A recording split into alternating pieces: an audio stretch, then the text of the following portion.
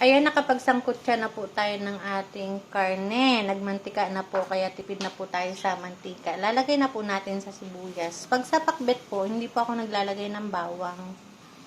Ilagay na po natin yung kamatis. 5 piraso po yan. Lagay na po natin yung kamote, kasi po yan yung pinakamatagal po na maluto. Saka po yung malunggay. Matagal din pong maluto yun. Ayan. Natuwa po talaga ako sa malunggay. Pero dahil natuwa ako, napakumpleto ang ating pakbet. Pero masama ang loob ko, wala po palang ampalaya. Kaya hindi rin kumpleto. Wala po eh. Wala pong tinda sa palengke. Sabi niluwas daw po ng Manila.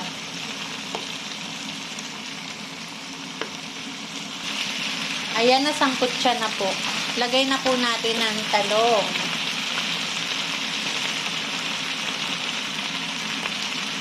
Pagsabay na rin po natin ang okra. Ang okra po, isang balot, 50 pesos. Kalahati pa lang po yung nailagay ko. Pero po ang sitaw, kaunti lang po yung sitaw na nilagay ko, hinati ko po kasi gawa ng 20 pesos ang isang tali. 7 piraso lang po. Ayan, mekos-mekos po natin. Ang colorful po ng gulay, mas masarap pa nga po sana kung may ampalaya. Wala pong ampalaya talaga. Nakakasama ng loob.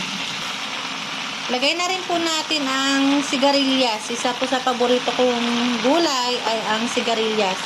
Isang kutsa po natin yan. Mamaya lalagyan na po natin ng bagoong.